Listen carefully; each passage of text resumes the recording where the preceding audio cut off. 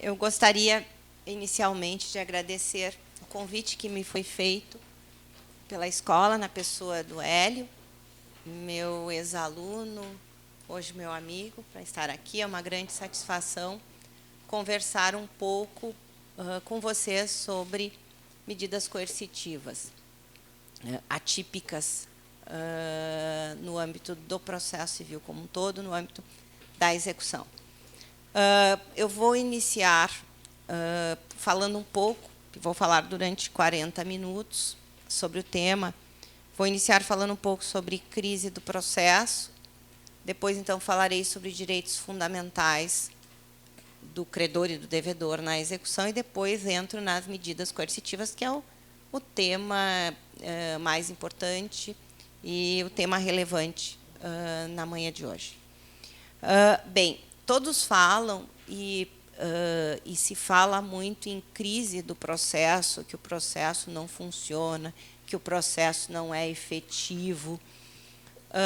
Muito se fala ainda, e se fala ainda hoje, no sentido de que o processo demora. Então, nós temos um problema de efetividade e um problema de demora do processo. O que ocorre? Nos últimos anos, principalmente, eu digo, no ano de 2004, foi introduzido o artigo 5º, inciso 78, na Constituição Federal, que contemplou o princípio da duração do processo dentro de um prazo razoável como direito fundamental. Sendo, ou seja, a duração do processo dentro de um prazo razoável foi elevada ao status constitucional no ano de 2004. Eu digo, quando eu falo em duração razoável do processo, eu digo sempre, eu não me refiro apenas ao tempo do processo, mas à efetividade do processo também. Por que isso é importante? Esse artigo 5º, inciso 78, ele inaugura uma nova fase no âmbito do processo civil, um movimento que já tinha se iniciado antes, mas que acaba, eu digo, indo em um ritmo mais intenso com uma série de reformas que tivemos. Tivemos as reformas na execução no ano de 2005, no cumprimento de sentença, depois, em 2006, nas execuções de títulos extrajudiciais, e tudo isso culmina com o Código de Processo Civil de 2015, que vem, eu digo, esse Código de Processo Civil de 2015, ele veio para tentar responder a esses anseios de um processo mais efetivo, de um processo mais célere, que nós tínhamos já, eu diria, já havia esse movimento anterior. Com relação a isso, eu diria, quando eu falo em efetividade, daí vem essa questão da efetividade, ela acaba se tornando relevante justamente, ok, precisamos de um processo mais efetivo, o processo civil vem, o Código de Processo Civil vem para responder a esses anseios, mas o que nós temos no Código de Processo Civil em prol da efetividade? Que eu digo sempre aqui, não adianta uma execução rápida se eu não tenho o bem da vida, se eu não consigo receber o meu valor, não adianta nada. Então, a efetividade ela é muito importante e muito relevante, e digo que me parece que essa preocupação ela existe no CPC de 2015, vou dizer mecanismos que nós vamos ter, mas a gente poderia ter ido além. Eu sou muito crítica com relação a isso quando o tema é efetividade. Acho que o CPC de 2015 ele teve avanços, e os principais avanços, o que tem de melhor nele, são as medidas coercitivas, são elas, mas ele teve alguns retrocessos, e além de retrocessos, a gente poderia ter feito muito mais do que fizeram. Então, me parece, eu digo, dentro dessa linha, me parece, então, que a gente poderia ter ido além do que eu vou mencionar. Depois eu mencionarei no que me parece que eles poderiam ter feito, além do que fizeram dentro do Código. Aqui ainda, com relação, quando se fala em efetividade do processo, me parece importante que se coloque a questão da relevância que existe quando se fala em efetividade, em se colocar a questão sob o ponto de vista constitucional, me parece. Por que sob o ponto de vista constitucional? quando se fala, principalmente em execução, fala-se em direitos fundamentais do devedor dentro da execução, que se traduzem através das impenhorabilidades. Então, nós temos diversas impenhorabilidades previstas no Código, já tínhamos em 73, que tem por escopo, tem por finalidade a tutela de direitos fundamentais do devedor, mas nós geralmente esquecemos que o credor também é titular de direitos fundamentais. E o credor é titular do direito fundamental à tutela jurisdicional tempestiva e efetiva. Eu digo, quem fala muito sobre isso, daí aqui, na verdade, eu estou fazendo uma ponderação, externando para vocês, temos um devedor que é titular de direitos fundamentais, mas não podemos esquecer de um credor que é titular também de um direito fundamental à tutela jurisdicional tempestiva e efetiva. Quem fala muito sobre isso é o Marinoni. Só que o primeiro autor a falar sobre isso não foi o Marinoni. Eu gosto de ir nos autores que tratam primeiro. Quem primeiro trabalhou isso foi um juiz do trabalho, que só poderia ser um juiz do trabalho para escrever sobre efetividade, que lá a efetividade ela é muito forte, Marcelo Lima Guerra. Tem uma obra do ano de 1998, cujo título é Os Direitos Fundamentais do Credor na Execução Civil. Então, o Marcelo Lima Guerra inaugura isso. Vocês encontram um livro que ele não autorizou, que eu saiba, de acordo com o Código Novo, mas não tem problema nenhum. Então, tudo que ele dizia lá, há 20 anos atrás, se aplica hoje, do Marcelo Lima Guerra. Então, eu digo, a relevância do que o Marcelo Lima Guerra diz é muito maior que o Marinoni. Foi ele quem lança essa ideia, Marcelo Lima Guerra, esse juiz do trabalho. Então, essa ideia de que de nós vislumbrarmos também, eu digo que o credor tem o direito a uma tutela jurisdicional tempestiva e efetiva, que eu enquadro, o Marinoni coloca como fundamento constitucional para isso o artigo 5º, inciso 35 da Constituição, que contempla o direito de acesso, ele coloca dentro do direito de acesso esse direito fundamental, mas me parece que podemos enquadrar também no artigo 5º, inciso 78. Então, haveria esse direito fundamental do credor à efetividade, ou seja, o devedor também tem direitos, mas não é só o devedor, o credor também tem. E aqui essa ideia, eu digo, nós temos um problema no Brasil, isso me parece importante, até para a gente entender por que razão os juízes não aplicam todas as alternativas que eu vou colocar aqui para vocês. Que alternativa tem no Código? O problema são os nossos juízes. Então, na verdade, qual é o problema que a gente tem? Eu digo, no Brasil, e era um problema que o professor Ovídio Batista da Silva apontava, que eu digo que é um problema que nós temos aqui de histórico. É histórico esse problema nosso. No Brasil, nós temos uma tradição, e o Ovídio dizia isso, numa obra chamada Jurisdição e Execução na Tradição Romano-Canônica. O direito brasileiro ele tem forte influência, embora a gente fale muito em direito romano, nós temos uma forte influência canônica, uma forte influência da Igreja Católica no direito brasileiro.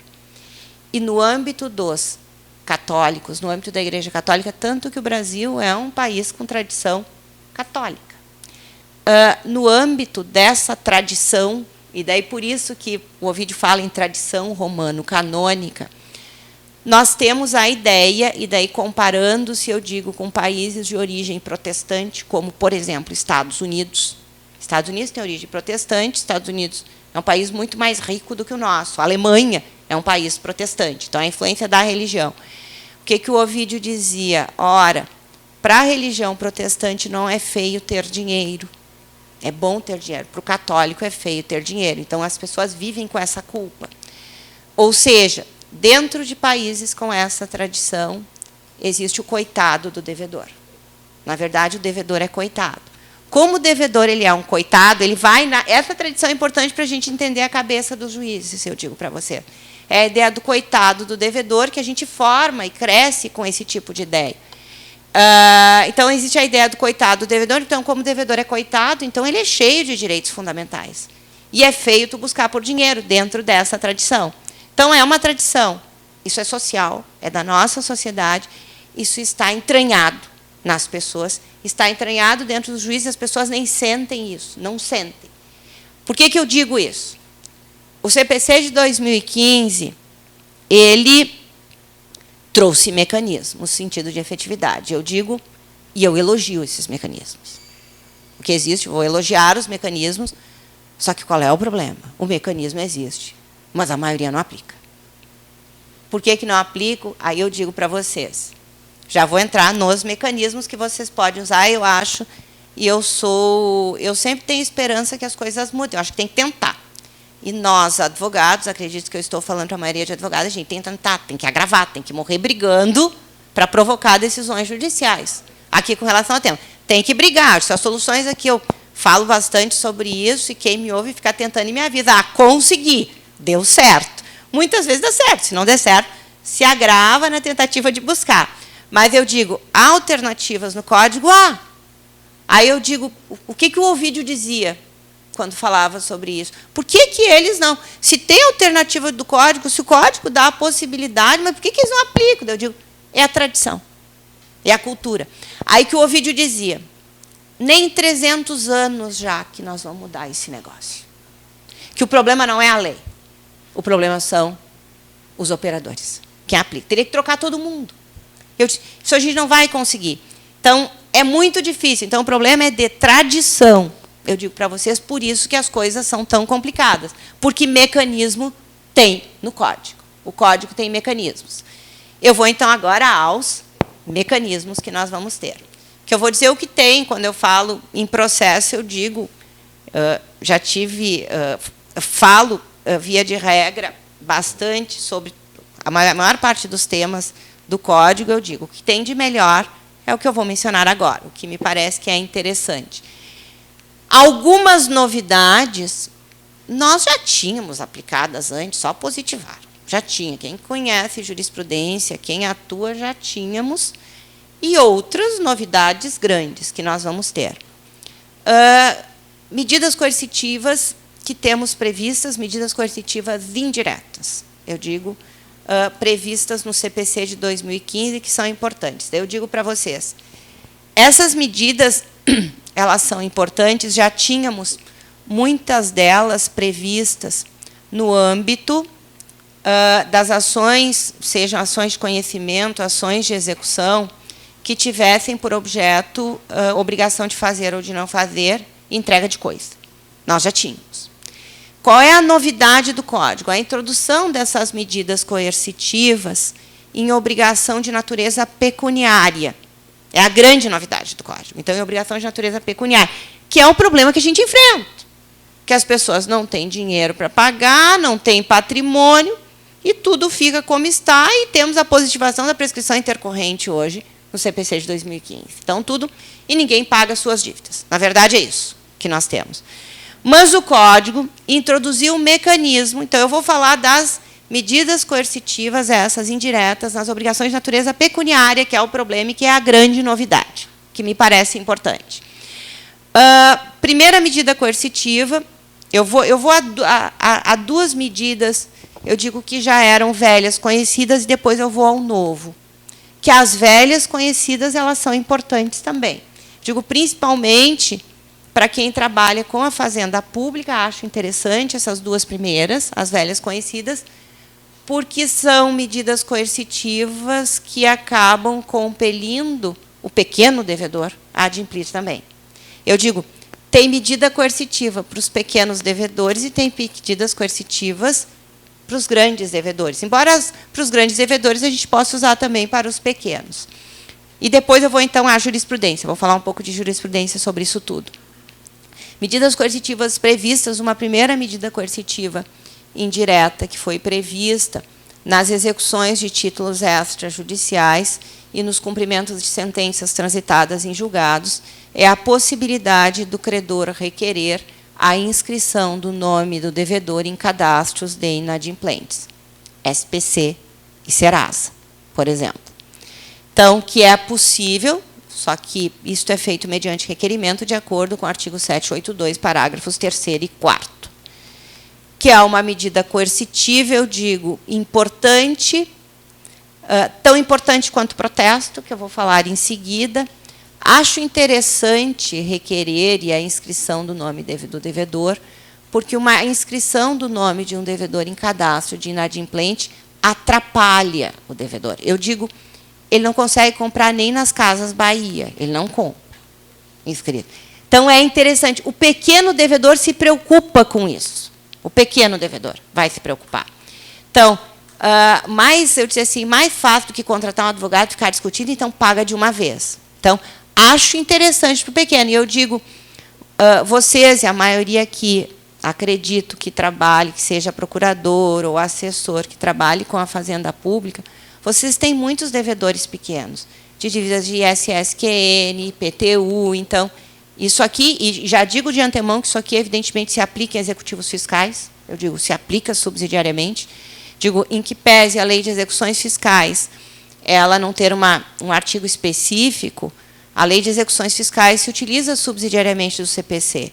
E tudo que, eu digo, o propósito da LEF, na verdade, é a realização do crédito. A LEF foi feita para a fazenda, foi feita para credor. Isso aqui é bom para credor. Então, é óbvio que se aplica na LEF. Isso aqui, eu acho, me parece que se aplica, é uma medida interessante de ser utilizada, porque tranca o devedor. Então, mesmo o devedor que não tem nada, talvez vá para um acerto para limpar o nome. Na verdade, é isso. Como também o protesto. O protesto, para o pequeno devedor, ele é bem interessante também. E aqui eu dou como exemplo, não sei se já falei aqui em palestras aqui da escola, mas em outras palestras eu já falei sobre isso. Eu advoguei um tempo para uma associação de prefeituras aqui do Rio Grande do Sul. Em uma ocasião, veio um pessoal lá de São José dos Campos, do município de São José dos Campos, dando a experiência deles com relação a protesto de CDA. Então, que era discutível ainda, hoje o STF permite. Eles começaram a apontar para protestos CDA, quando ninguém apontava, e conseguiram reaver 80% do crédito lá. O que acontece sempre? Muitos municípios não apontam, às vezes a fazenda não aponta com medo das assustações de protesto, mas eu digo, entre movimentar, contratar advogado para assustar protesto e pagar, é mais prático, muitas vezes, pagar. Então, é esse apontamento para protesto. Eu digo, é possível protesto de sentença, nos termos do artigo 517, é possível. Eu digo, é possível também o protesto de CDA. Eu digo, daí indo no tema feito a vocês, de um apontamento. Então, é uma forma de compelir a pagar, é uma forma de tentar fazer pagar, porque o protesto também assusta, o protesto. Então, pode vir uma assustação? Pode, mas eu disse, o número de assustações ele é muito pequeno perto da vantagem que dá no sentido de conseguir receber o dinheiro, eu digo, no sentido de se conseguir receber o dinheiro, efetivamente, sem uma ação judicial. Então, me parece uma medida importante também, principalmente para a fazenda, eu digo, para pequenos devedores. Isso aqui assusta? Sim.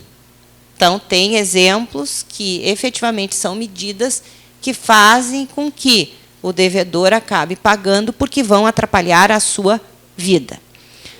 O protesto já era utilizado antes do Código, protesto, já se discutia isso antes, havia discussão já do protesto de CDA antes, aqui.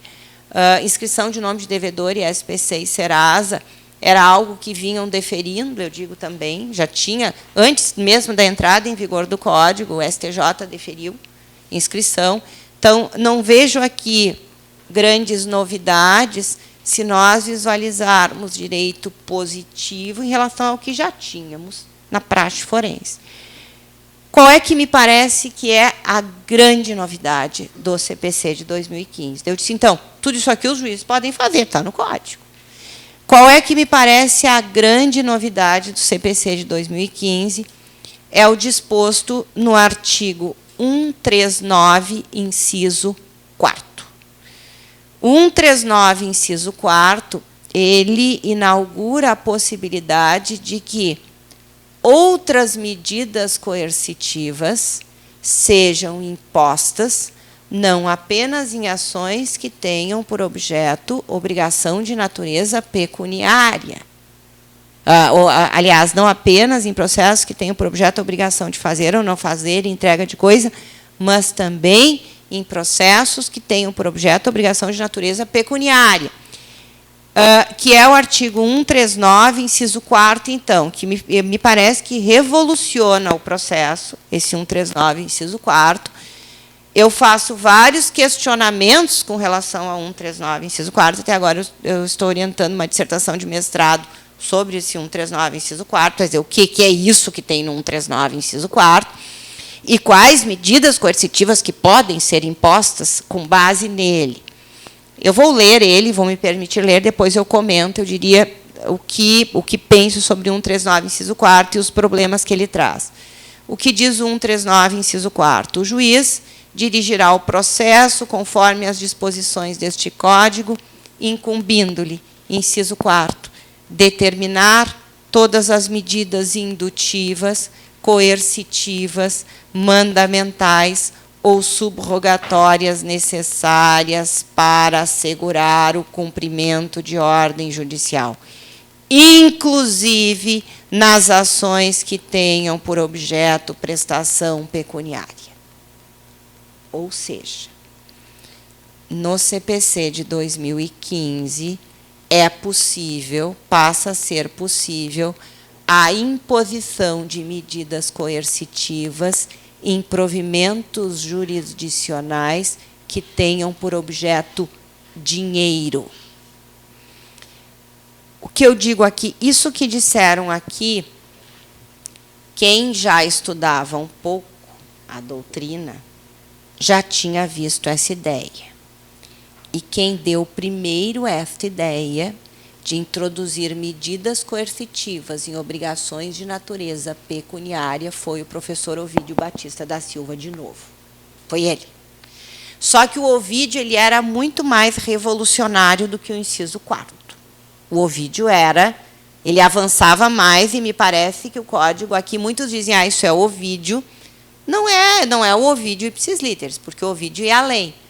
O Ovídio, nessa obra, Jurisdição e Execução na Tradição Romano-Canônica, ele queria acabar com as sentenças condenatórias. Ele era um ferrenho crítico da sentença condenatória, porque qual é o problema? Quando nós temos condenação, a gente não consegue realizar direitos imediatamente, eu tenho que cumprir depois.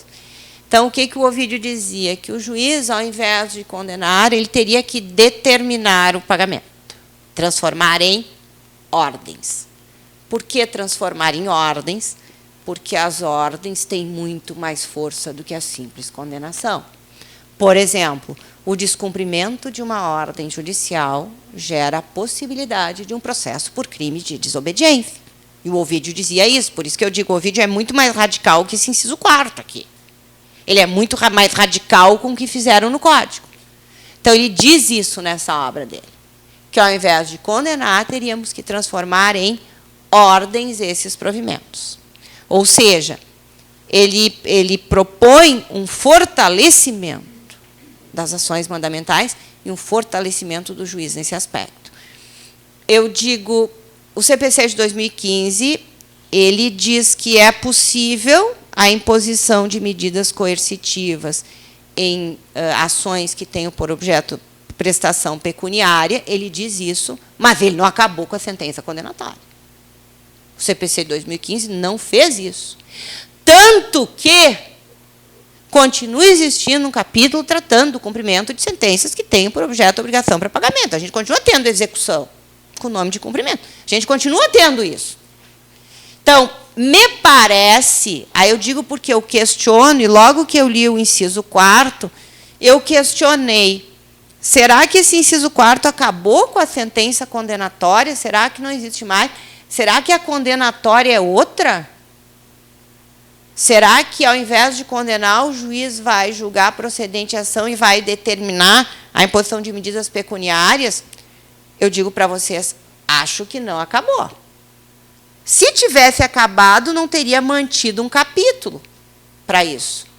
A intenção não foi acabar, acho que não foi. Embora acho que, em termos de efetividade, isso seria bem mais agressivo, que era a proposta original do Ovídio. Mas o Código não fez isso.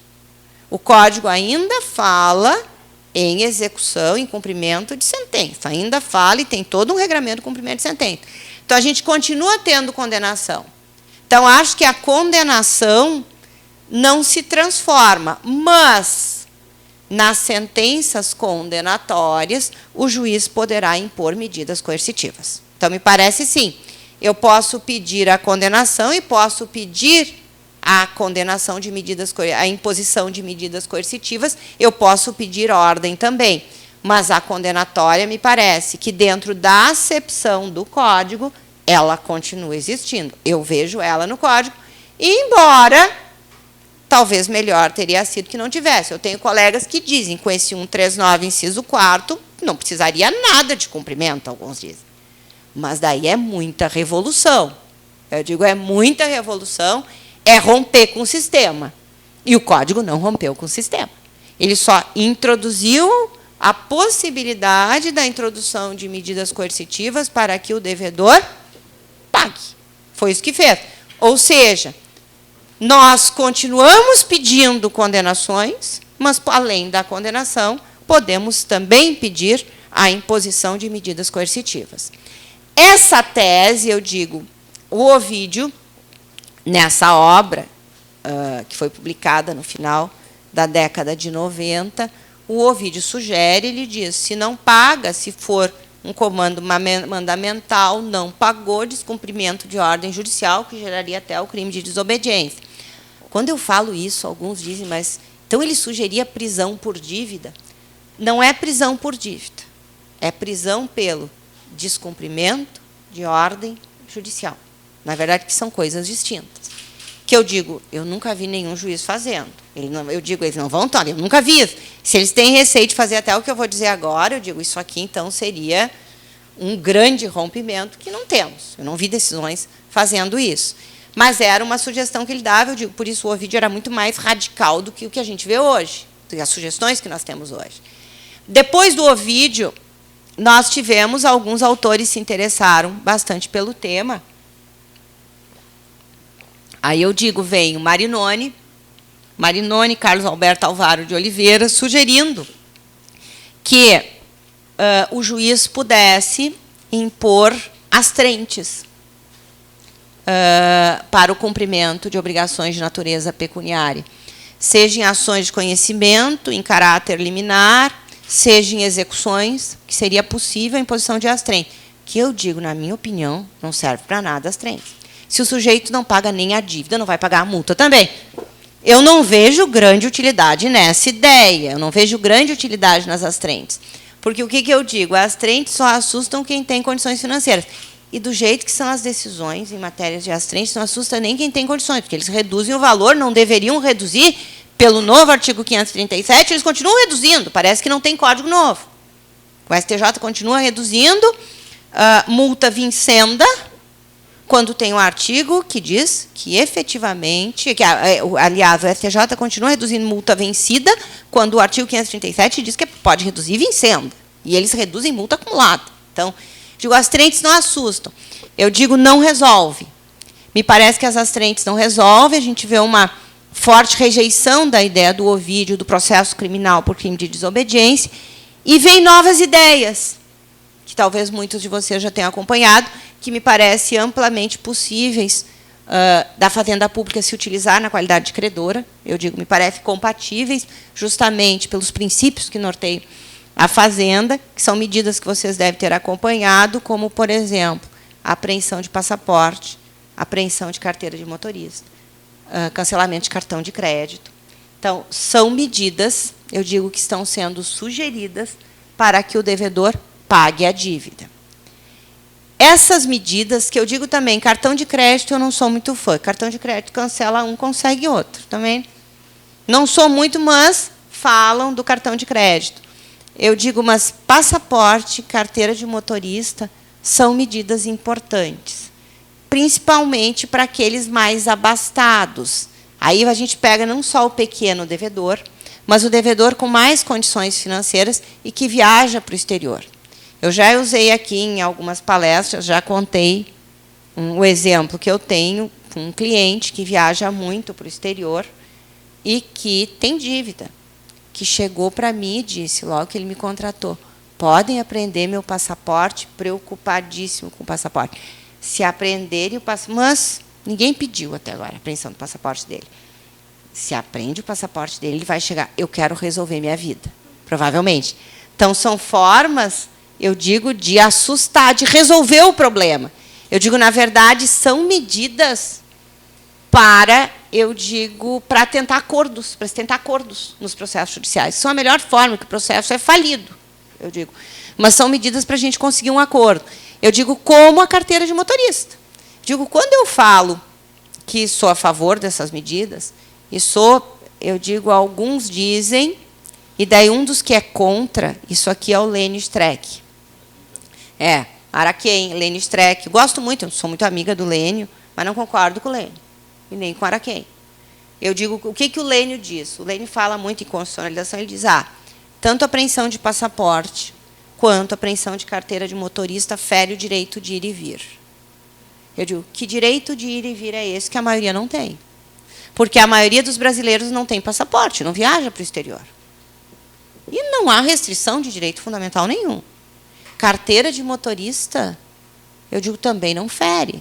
Se não vai dirigir seu carro, ande de ônibus, ande de lotação, ande de metrô. Então, não fere o direito de ir e vir também. Uber, então, tem. Não fere o direito de ir e vir. Me parece que não. Mas é uma medida, quando se fala tão mal, que ninguém cumpre, que ninguém respeita nada, de decisão judicial, que, na verdade, há um desrespeito com os provimentos jurisdicionais. Quando o Código traz essa possibilidade, e vocês observam que o inciso 4º ele é amplo. Ele diz que o juiz pode determinar medidas indutivas, coercitivas, mandamentais ou subrogatórias. Então, é amplo quando coloca isso. Então, como ele é amplo, eu digo, me parece que é possível. Não ferindo essa espécie de direitos fundamentais, muito pelo contrário. Qual é o propósito dessas medidas coercitivas? Assegurar o direito fundamental do credor à tutela jurisdicional, tempestiva e efetiva. O que digo aqui, essa questão ela acaba não ferindo direitos fundamentais mínimos do devedor, não fere o direito de ir e vir, não fere direito fundamental à vida, não fere, mas é uma forma dele se mexer e pagar. É essa alternativa. E nós precisamos dessas alternativas. Nós precisamos, eu digo, porque o processo civil, ao longo dos anos, ele se tornou insuficiente para resolver os nossos problemas. Ele não consegue resolver por si só. Então, temos um mecanismo. Então, existe. Só que qual é o problema? Os que aplicam isso. O que eu tenho visto com relação a isso aqui? De um lado, não é fácil conseguir isso, principalmente o 139. Lá o protesto é mais fácil, eu digo, inscrição de devedores, SPC e Serasa é mais fácil, mas isso aqui não é muito fácil. Via de regra, o que eu tenho visto, até em ações envolvendo família, que família isso aqui deveria ser mais fácil, eu digo, o que eu tenho visto em muitas decisões, tu só pode pedir isso aqui depois que tu esgotou tudo. É o quê? Depois que tu esgotou todas as possibilidades. Não está escrito isso aqui. Aqui não está escrito que eu tenho que esgotar todas as possibilidades. Eu posso usar como primeiro caminho. Para que esgotar todas as possibilidades? Para que deixar o processo rolando anos e anos e anos, se eu já posso pressionar o devedor para fazer um acordo logo? Então, por quê? Mas, na verdade, por que dizem isso? Eu digo, na verdade, isso é cultural. Isso é cultural, eu diria, dizer desta forma. E eu digo, inclusive, efetivamente, em ações de família, onde eu digo é como o direito do trabalho, onde os direitos fundamentais são o objeto dessas ações. Então, inclusive nessas ações, existe uma restrição com relação a isso. Mas o problema é, como eu disse antes, o problema ele é cultural. O mecanismo existe um mecanismo no Código, ele está previsto, isso aqui é ótimo pelo que tem, mas o problema são os juízes, que se recusam a aplicar. Que eu digo, cabe a nós, operadores, efetivamente, pedir, agravar. Já tivemos uma decisão recente do STJ contemplando essas medidas, que é uma importante decisão. eu digo, isso aqui é um tema que é controvertido, é um tema que provoca divergência, discussão, certamente vamos ter mais discussão nas cortes superiores sobre isso, mas é um importante já precedente que nós temos no STJ favorável à imposição dessas medidas coercitivas no âmbito das ações que tenham por objeto prestação pecuniária. Então, eu digo, se nós não mudarmos a forma de pensar, não adianta nós termos diplomas legais novos, refazer a lei, não adianta nada. Então, ficamos com a lei velha, efetivamente. Então, na verdade, eu digo, e como operadores, nós temos que contribuir para isso, provocando o judiciário para que essas medidas sejam efetivamente aplicadas. Bem, obrigada pela atenção de todos vocês. Então, respeitei o meu limite de horário aqui e agradeço, então, mais uma vez o convite que me foi feito pela escola para estar aqui hoje. Estou, depois da intervenção do Hélio, disponível para esclarecimentos para vocês. Muito obrigada.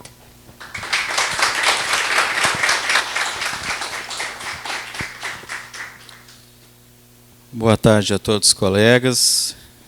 Com relação ao artigo 139, inciso 4 do CPC, eu acho que o legislador foi muito feliz ao positivar uma cláusula geral executiva, dando plenos poderes para que o juiz efetivasse as decisões judiciais, acabando com aquele constrangimento, num Estado democrático de direito, de nós termos um título executivo que reconhece determinado direito a um jurisdicionado, mas o processo, como instrumento do direito material, não tem os meios processuais, as técnicas processuais aptas para entregar o bem da vida. E aqui a gente começa também a colocar uma pulga atrás da orelha do devedor profissional, aquele cidadão que te deve um dinheiro, mas ele tira férias na França, ele toma champanhe, ele almoça em restaurantes caros. Não é o devedor que vai para a cidreira, para magistério, não. Ele vai, então, ele debocha do Poder Judiciário, debocha do Estado. Então, esse dispositivo ele foi pensado exatamente nesse sentido, tá? Em prestar uma tutela jurisdicional que seja justa e, acima de tudo, efetiva. O que está em harmonia com um processo num Estado democrático de direito, cuja função é servir de instrumento à tutela de direitos e formar e respeitar precedentes judiciais. No entanto, não fica esse dispositivo, ao meu ver, isento de críticas, porque eu acho que o legislador perdeu uma excelente oportunidade de estabelecer critérios dogmáticos para a aplicação das medidas executivas. Percebam comigo que esse dispositivo ele está pensando na efetividade do processo, que é perfeitamente constitucional. No entanto, existe um pilar do Estado de Direito, que é a segurança jurídica. Esses dois valores estarão sempre em confronto, estarão sempre tendo que ser ponderados. E aqui, quando se estabelece uma cláusula geral, esse dispositivo simplesmente ele não diz nada, nada. Ele só diz que pode dar todas as medidas. Não diz quais poderiam ser, claro, senão seriam típicas, né? Mas não dá procedimento, nada. Então, se perdemos aqui uma oportunidade de estabelecer alguns critérios, mas daí vocês podem me dizer. Os critérios não poderiam ser retirados do sistema pelos postulados da proporcionalidade, da razoabilidade? Sim, podem ser retirados. Mas quanto tempo vai demorar? Até que se estabeleça um consenso na doutrina e na jurisprudência, quantos direitos processuais fundamentais do executado será ferido? Eu não estou defendendo aqui, como sou advogado de réu, o município é um litigante contumaz, não estou tomando uma posição quase que ideológica aqui, mas eu conheço os índios da minha tribo. Eu conheço os juízes que eu lido, e os juízes não fundamentam suas decisões. Os juízes, simplesmente, na fundamentação, eles comunicam a decisão e no dispositivo resumem a decisão.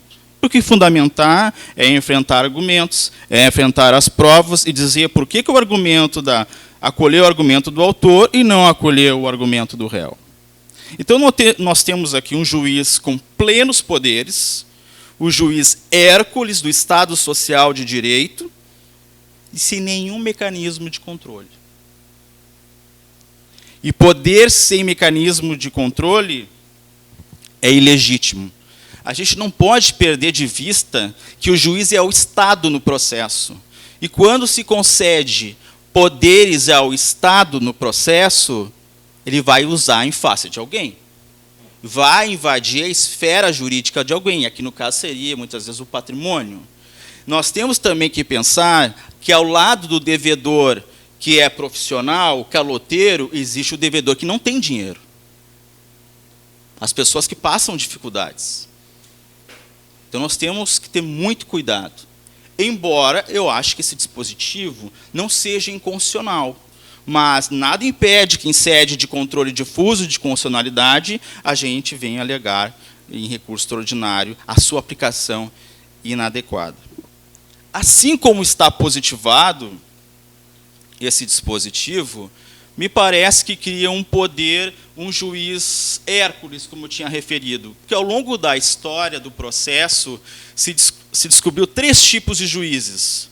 O juiz do Estado liberal clássico, que era o juiz Pilatos, Pôncio Pilatos, ele lavava as mãos, porque no Estado liberal clássico predominavam os direitos fundamentais de primeira geração, na proteção das liberdades individuais. Então, o juiz, na condução do processo, ele tinha poucos poderes, ele somente assistia às partes na condução do processo.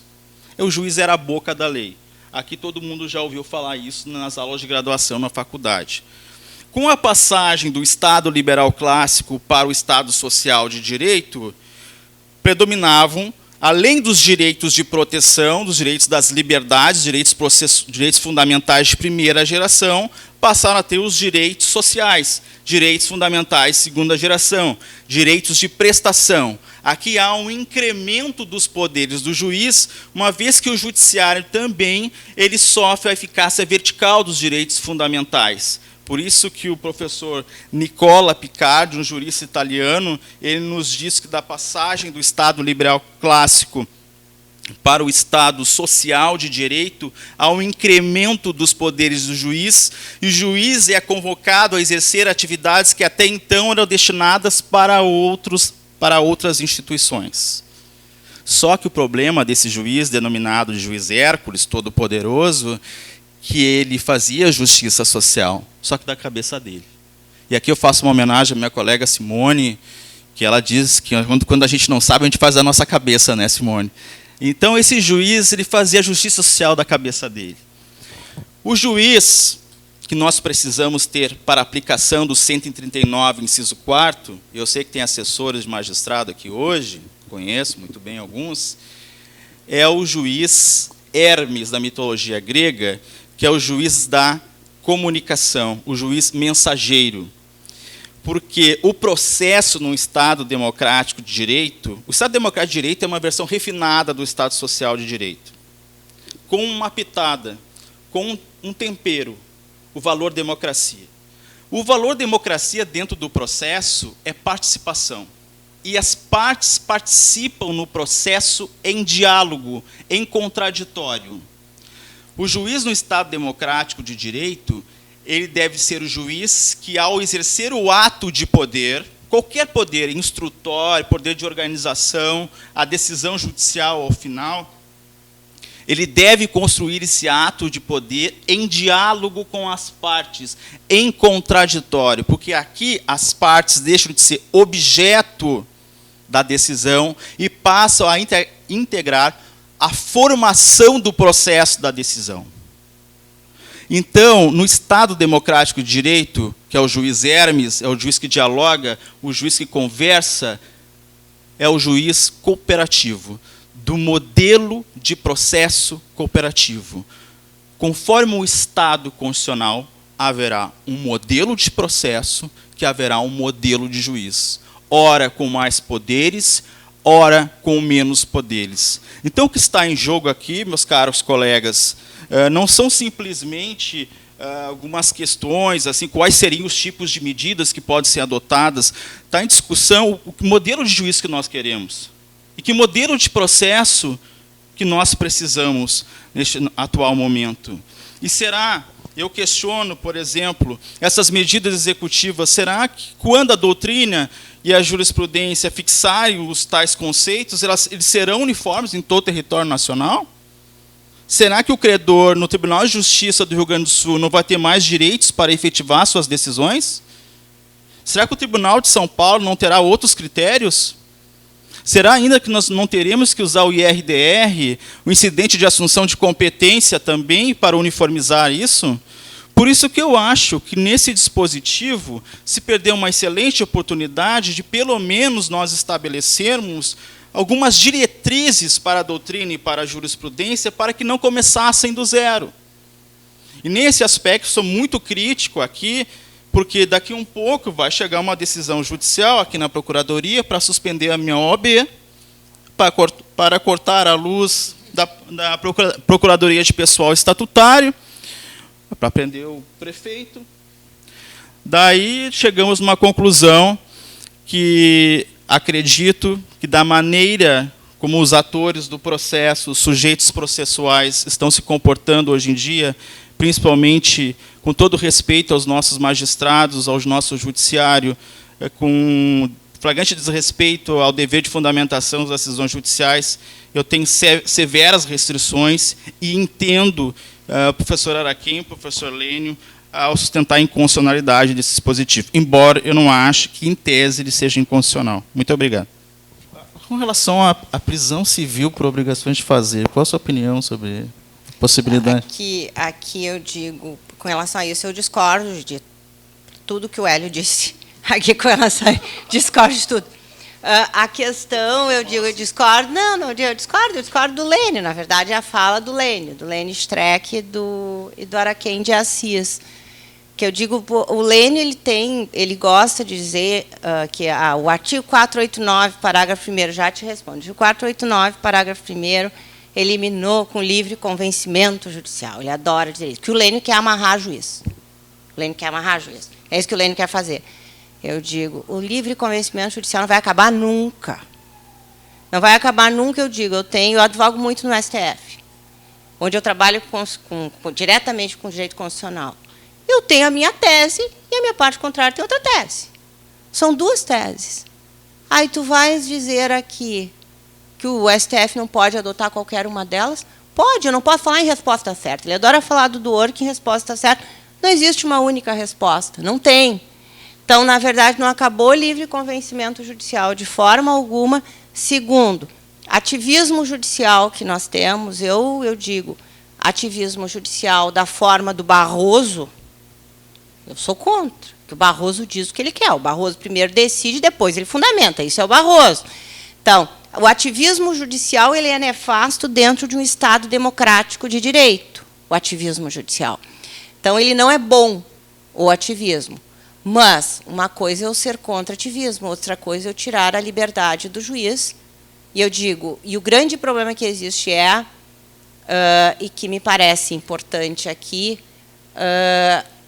dentro da sociedade contemporânea, dentro do direito contemporâneo, no âmbito do processo civil, a gente não tem como positivar tudo. Isso é impossível. É impossível uma positivação de tudo, por quê? Porque a sociedade evolui. A sociedade ela muda. Então, nós precisamos, sim, de cláusulas gerais. As cláusulas gerais são importantes. Aí, digo, temos cláusulas gerais importantes, só que é óbvio que o juiz tem limite. Qual é o limite do juiz? Constituição Federal. É óbvio que, por isso que quando eu falo, e daí essa questão da ponderação é importante, mas não da ponderação como o STF faz, uma ponderação distorcida, a Alex, que o STF faz. Eu digo, quando se fala em limite Constituição, é óbvio que tu não vai, eu diria, numa decisão judicial, sou pena de cortar a luz e cortar a luz, de jeito nenhum, porque temos direitos fundamentais em jogo, que é diferente aqui. Aqui eu rebato, quando eu falo em apreensão de carteira de motorista, eu digo, não fere o direito de ir e vir, que vai andar de ônibus, ande de táxi, ande de metrô. Então, na verdade, essa ponderação deve ser feita, mas é óbvio, eu digo, que essa ponderação, e isso deve ser feito no caso concreto. E quando eu digo, porque é impossível prever tudo, é impossível. E quando falam que o Lênio tem medo de juízes, tem medo e quer amarrar o juiz, eu vou me valer do professor Ovídio, do que ele dizia também. Ele dizia, ora, com esse legislativo que nós temos, que não é grande coisa, o poder judiciário ainda é o mais democrático de todos. Com esse legislativo, embora o nosso judiciário também é problemático, aquele STF que nós temos, eu digo. Mas, entre esse legislativo, a gente sabe como funciona, ainda ficava com o poder judiciário.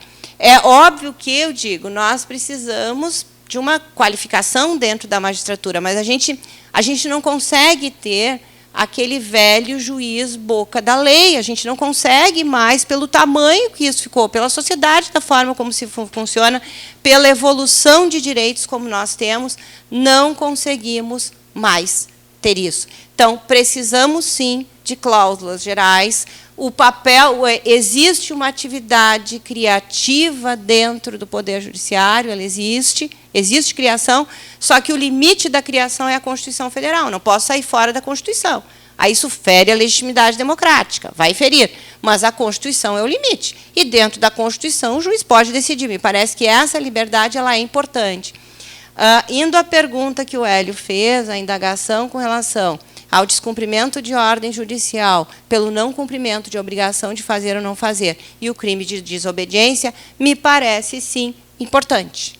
O processo, ninguém vai preso por isso. Preso não vai. É um processo judicial. Eu já tive clientes, eu tenho experiência com relação a isso, que eu advogo há mais de 30 anos, as experiências são grandes. Eu tive uma experiência com clientes meus que descumpriam todas as determinações da SRT, Superintendência Regional do Trabalho. Eu chego um dia, foi logo que eu comecei a trabalhar para eles, onde eles tinham ordens de interdição, estavam trabalhando com as máquinas. Eu disse, quando cheguei, vocês serão presos. Não pode. Ninguém me deu bola. Uma semana depois, foram os auditores do trabalho, mas, eu digo, os auditores e a Polícia Federal foram no local, para assustar. Evidentemente, foi uma medida extremamente agressiva. Foram no local, levaram o gerente da fábrica e o engenheiro de segurança para prestar depoimento no dia. Eu fiquei um dia na Polícia Federal com o advogado criminalista da empresa junto, os dois, e eles não entendendo por que trouxeram vocês aqui. Posteriormente, houve, e foi na Justiça Federal, houve o ajuizamento de uma ação, juizado especial civil, evidentemente, por crime de desobediência. Tiveram que fazer um acordo, fizeram um acordo, porque os motores estavam quentes, eles não tiveram alternativa, e me diziam, agora vão pagar uma cesta básica. Eu digo, torçam para não atropelar alguém na rua, porque vocês não têm como fazer um acordo nos próximos 5 anos. Eu digo, depois daquela ação, não aconteceu nada, pagaram a cesta básica, mas morreram de medo. O que aconteceu com essa empresa? Ela mudou. Para que vocês tenham uma ideia, eu consegui convencê-los até a comprar um filtro de 10 milhões, de tanto medo que tinham. Então, na verdade, o descumprimento de ordem judicial não dá prisão, atrapalha. Eu digo atrapalha, por isso que eu sou favorável. Atrapalha e as pessoas vão correndo, se ajeitam. Eu tive depois um problema numa caldeira dessa empresa, que estava interditada, os espaços confinados todos interditados.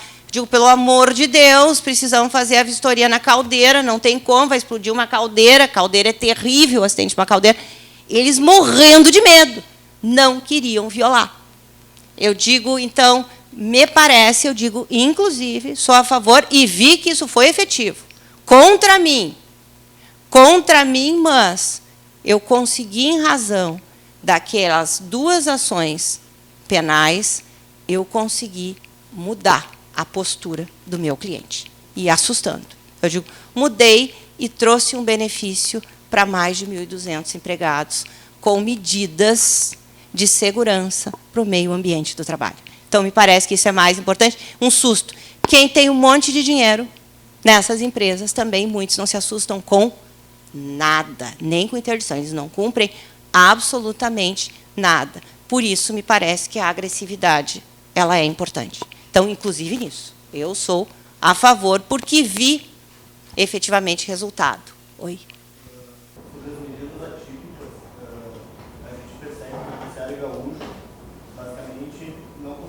ainda. A gente vê alguns casos isolados de jurisprudência em outros tribunais, assim, nos países, mais São Paulo, Minas, a gente consegue encontrar alguma coisa de jurisprudência.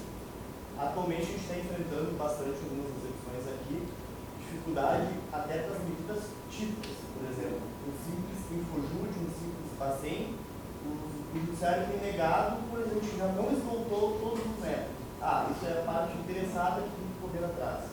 E aí a gente gasta, diligencia, fica lá 2, 3 anos para a execução, para tentar, um simples sigilo longo feito, noticia a receita, via bacen, dizendo, não é minha obrigação, você se procure.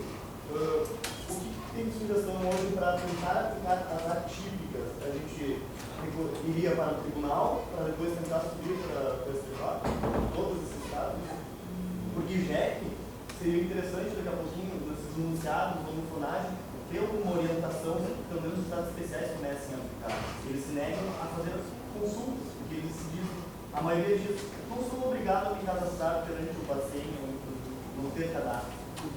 E aí, para aí essa execução. É que existe também com relação... Muito boa a tua pergunta, porque quem faz jurisprudência é o advogado, não é o juiz. E isso muitas vezes é culpa nossa, porque para combater, entre aspas, uma jurisprudência defensiva, enfim, exige muito conhecimento da gente e exige insistência. E também há um entendimento, com base na doutrina, principalmente defendida pelo professor Fred Dier, que somente depois, nas obrigações pecuniárias, de esgotados os meios típicos, que se poderia utilizar os meios atípicos. Nas obrigações de fazer entrega de coisa, a regra geral que a atipicidade já poderia ser adotada. Então, de repente, o problema de fundamentação, o colega está fazendo a pesquisa, mas não está conseguindo identificar de onde está saindo a ideia dos magistrados. Então, já estão se filiando, no meu entendimento, a um caminho de subsidiariedade das medidas atípicas nas obrigações de pagar.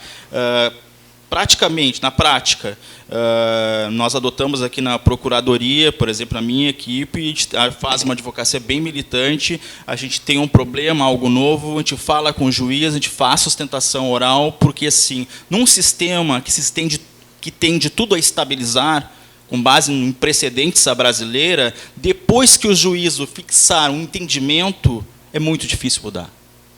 Então, este é o momento de formar entendimentos conforme o interesse do colega. Enfim, assim, quando chega uma ação nova, pelo menos para nós aqui na Procuradoria, aqui o que a gente faz? Vamos falar com o juiz. Isso aqui é diferente. Porque se formar entendimento, serão 20 mil servidores ajuizando ação contra o município. Então, o meu conselho, inicialmente, evidencia uma posição já de subsidiariedade e que nós, advogados, nós fazemos jurisprudência, não é juiz. É criando tese, é fazendo sustentação oral, é indo para Brasília. É assim que a doutora Jaque faz. Agrava. Os embargos. Fazendo várias vezes a gente consegue. Então, tem que tentar. Tem que tentar, porque, na verdade, se tu te acomoda e não faz, tu não consegue mudar. Então, tem que tentar lutar para que mude. Se alguns conseguem, por que não vai conseguir? Não dá para desanimar. Dá para desanimar depois que fizerem uma súmula. Aí não adianta mais. É muito difícil tu alterar. Mas, da forma como está, me parece que tem que lutar. Eu luto, eu não desanimo. Eu luto. Bom, advogado que tem medo de juiz e de processo tem que fazer zootecnia.